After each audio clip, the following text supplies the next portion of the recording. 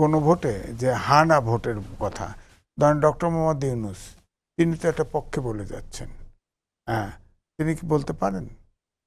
তিনি তো তিনি তো মূলত অভ্যুত্থানের সরকারের যে 3টা কাজ ছিল তার মধ্যে তো সংস্কার প্রধান প্রায়োরিটি ছিল। সরকার হ্যাঁ না ভোট, যিনি না ভোট দিবেন সেখানেও সরকারকে পয়সা দেয় সে, যে হ্যাঁ ভোট দিবেন সেও দেয়, কোনো পক্ষ নিতে পারবেন না। তাহলে সরকার তিনি আসলে খালি রেলগাড়িটা চালু করে কি দেবেন, আসলে কাজটা হবে তিনি ভোটের এই যে ভোট দিতে আসে, হ্যাঁ না ভোট, যে গণভোটে ভোট দিতে আসুন, আপনার পছন্দ মতো ভোট দেন। কিন্তু এই সরকার তো বলছে তারা অভ্যুত্থানের সরকার এবং তারা সংস্কারের জন্যই দায়িত্ব নিয়েছে।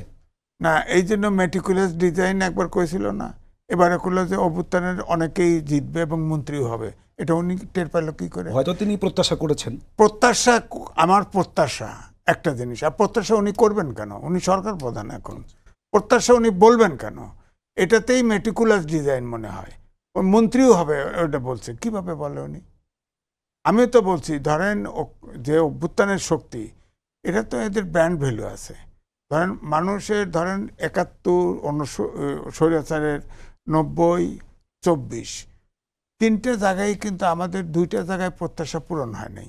বিশেষ করে আমরা যারা সিনিয়র সিটিজেন, আমরা চাচ্ছিলাম যে ধরেন আমি 5 তারিখ পর্যন্ত টকশো তো করছি, অভ্যুত্থানের পক্ষেই করছি, 5 তারিখেও আমি গেছি। তো এই জন্য আমি বলছি যে আমাদের প্রত্যাশা ছিল যে এই সময়ে হয়তো প্রত্যাশাটা পূরণ হবে।